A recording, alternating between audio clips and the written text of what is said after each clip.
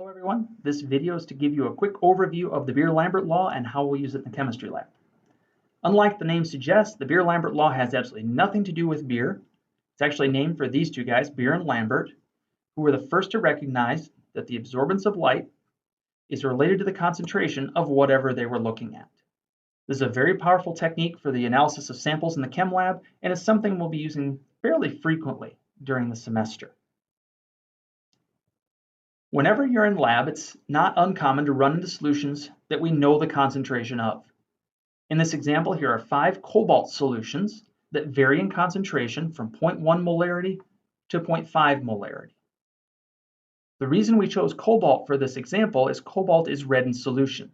So hopefully you can see that as my concentration increases from left to right, the depth of the red color also increases correspondingly. So low concentration, not much red color. High concentration, a deep red.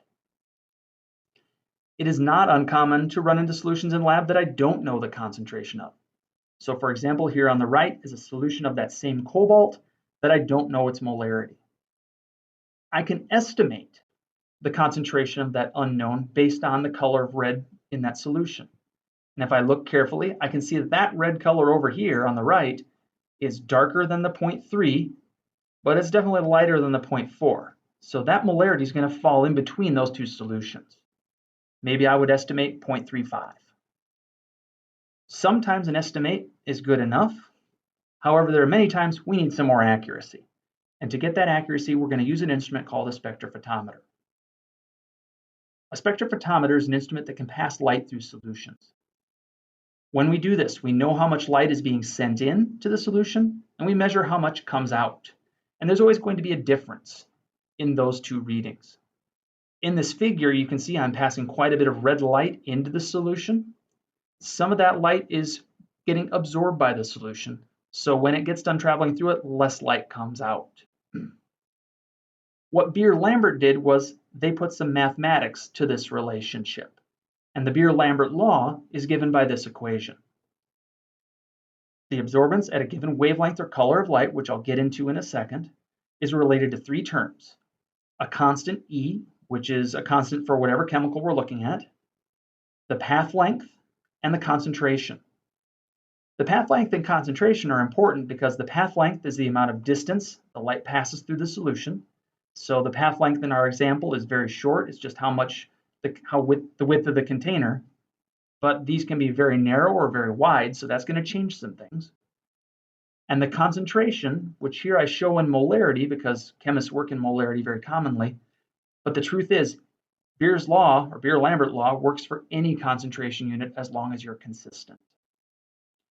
Thankfully, we don't need to work with this Beer-Lambert law in this form. We usually look at it in a slightly different way. The way the chemists work with Beer-Lambert law is we go back to those 5 solutions that I know the concentration of. So here you can see I've got my 0.1 to 0.5 molarity solutions. I'm going to put those into my spectrometer and I'm actually going to measure the absorbance. If you look now, I've got this extra term in here that says absorbance at 472 nanometers. This 472 nanometers lets whoever looks at my data know what wavelength of light I'm passing through the solution. The way to think about this is actually color. 472 nanometers falls in the visible range, and it's actually some green light. So I'm passing green light through these red solutions. What I hope you notice is that as my concentration increases, my absorbance also increases. So as I get more stuff in there, more of that light's being absorbed.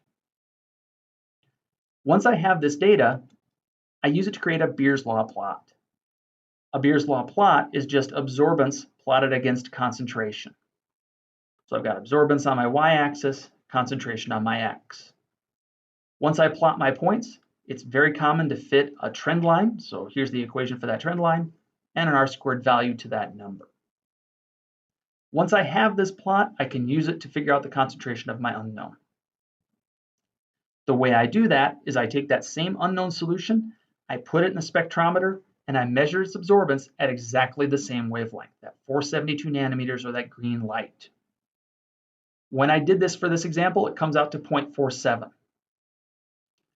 If we look back at the original data, For our 5 known molarity solutions, it falls between the 0.3 molarity and 0.4 molarity solutions, which should make sense. That's where we estimated it way back when we were just looking at color. So that's a good thing. We can also look at it here on the plot. We can find the absorbance on the y-axis, since that's where it lives. So 0.47 is about where that black arrow is. We can draw a horizontal line to where it intersects with that trend line, and we can drop it down to the x-axis, which is my concentration. And eyeballing that, we got a molarity of about 0.35.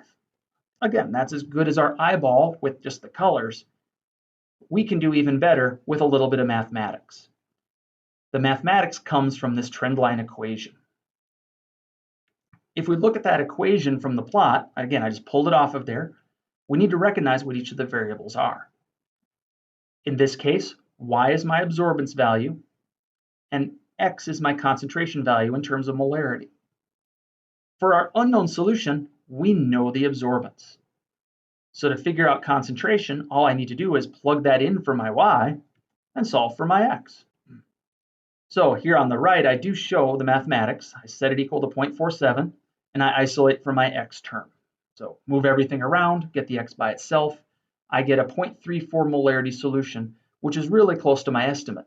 But this is a much more accurate way to get that concentration. Beer's law is pretty easy to work with, but there is one major consideration that we always need to pay attention to when we're using it. When working with Beer's law, again, we're going to have some standards. Again, those are known molarity solutions, and we can measure concentrations of unknowns. So in this example, I've measured an unknown there. I could drop it down, figure out its concentration, or if I had the trend line equation, I could do the math.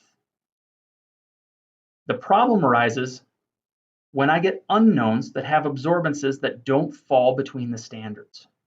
So that one's going to fall way up there. We'd like to think that if we did the mathematics, it would still give us good data. But the truth is, Beer's law is only linear or straight line for short distances, and we can only trust it between our standard points.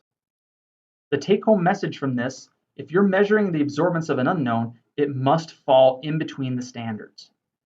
So in this case, where my mouse is indicating between standard 1 and standard 4, that's where all of our unknowns have to fall. If they're outside of that range, we need to do some adjustments. If it doesn't fall in the range of our standards, one fix is to add more points to the line. Make a more concentrated or more dilute standard just to get it on the line. The other way to do it, and is more common, is you take and you dilute your unknown sample. So maybe unknown 2 is way too concentrated. I can cut it 50-50 with water. That may pull it down somewhere in between my standard points, which will give me good results. The problem with this is then it does take one more math step to get back to the original molarity of the unknown. Now, this has been a very quick introduction. We're going to cover this a little bit more in lab coming up very soon. If you have any questions, please ask them during that time.